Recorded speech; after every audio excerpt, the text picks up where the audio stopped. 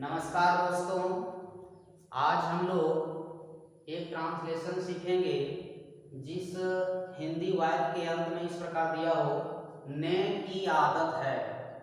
ने की आदत है तो उसके लिए प्रयोग करेंगे इन द हैबिट ऑफ। तो आइए देखते हैं इसका स्ट्रक्चर किस प्रकार होता है और सेंटेंस किस प्रकार आते देखते हैं।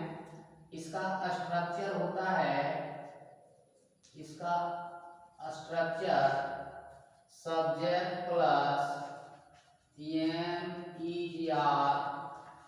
Plus in the habit of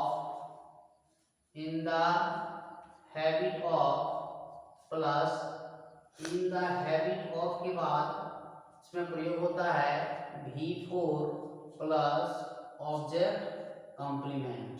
ठीक है, तो देखते हैं इसका स्ट्रक्चर। इस प्रकार जानने के बाद देखते हैं इस प्रकार का सेंटेंस दिया हो, जैसे मुझे स्कूल जाने की आदत है। मुझे स्कूल जाने की आदत है। उसे क्रिकेट खेलने की आदत है। उसे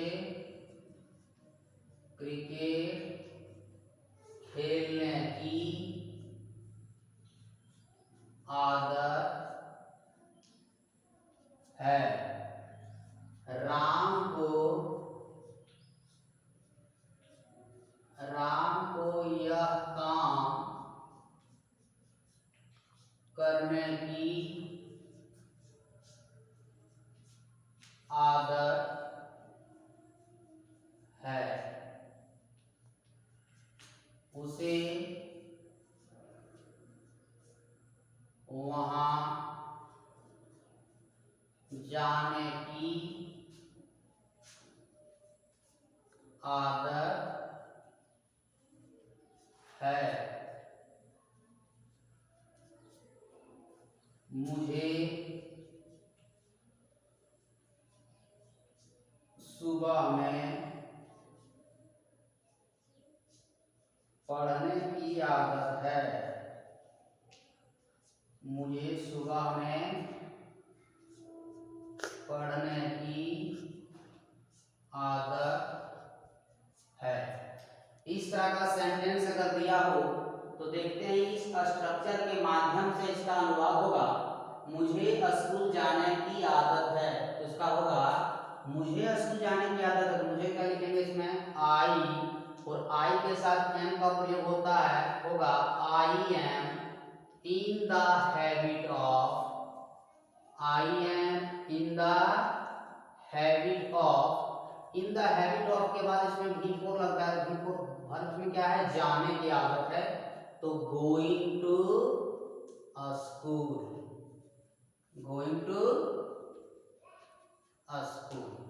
आगे देखते हैं हम, उसे क्रिकेट खेलने की आदत है, तो उसे के लिए ही इज इन द हैबिट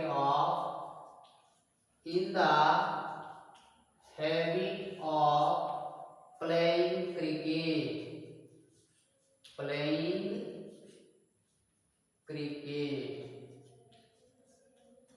आगे देखते हैं, राम को यह काम करने की आदत है। राम को यह काम करने की आदत है। इसमें सब्जेक्ट के रूप में राम है, लिखेंगे Ram is in the habit of.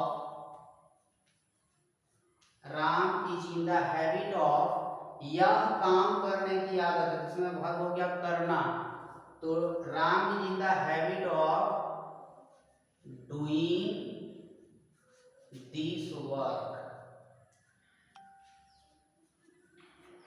आगे देखते हैं, उसे वहां जाने की आदत है, होगा he is in the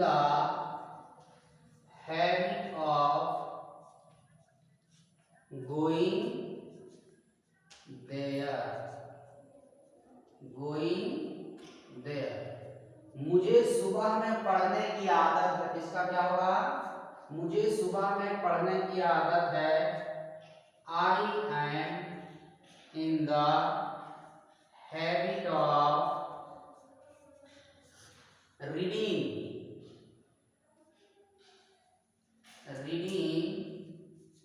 in the morning. In the morning. 3। इन सभी सेंटेंस को जानने के बाद अब देखते हैं इसका नेगेटिव सेंटेंस का स्ट्रक्चर क्या होगा। नेगेटिव सेंटेंस का स्ट्रक्चर, नेगेटिव सेंटेंस, इसका नेगेटिव का हम क्या करेंगे, सिर्फ एम ई आर के बाद इसमें नॉट का प्रयोग करेंगे। सब्जेक्ट प्लस एम ई are plus not plus in the habit of, in the habit of plus V4 plus object complement. ठीक है, इसका नेगेटिव बनाने के लिए क्या करेंगे, सिर्फ एम ई आर के बाद किसका प्रयोग करेंगे, नॉट का प्रयोग। अब अगर इसका इंट्रोगेटिव बनाना हो तो इसका इंट्रोगेटिव सेंटेंस अगर दिया हो तो इंट्रोगेटिव सेंटेंस के लिए क्या करेंगे, सिर्फ इसमें एम इज आर का प्रयोग पहले होगा, am is are plus subject plus in the habit of plus V4 plus object complement और लास्ट में इंट्रोगेटिव मार्क। अगर इंट्रोगेटिव नेगेटिव दिया हो तो इंट्रोगेटिव नेगेटिव में क्या करेंगे, सब्जेक्ट के बाद केवल नॉट का प्रयोग करेंगे। Interrogative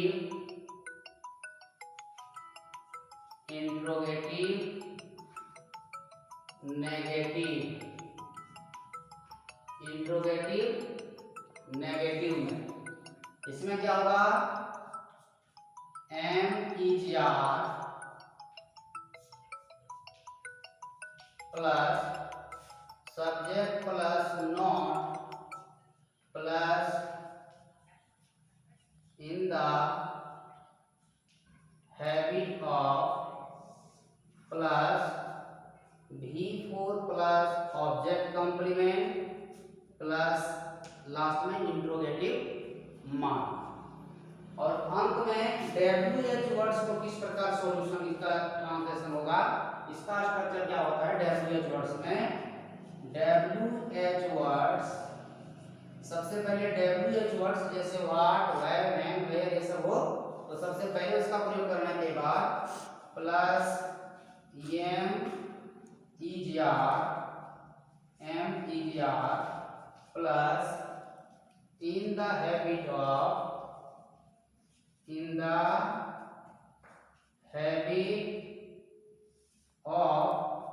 plus V4 plus object complement last में इंट्रोगेटिव मार्क।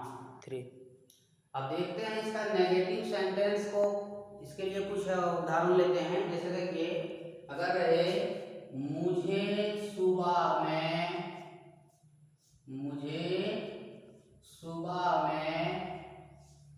क्रिकेट खेलने की आदत नहीं है।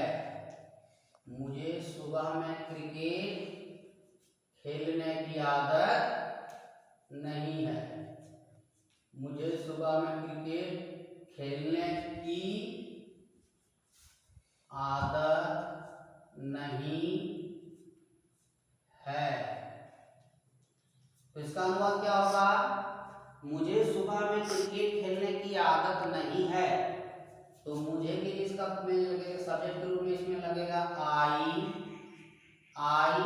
Am not in the habit of,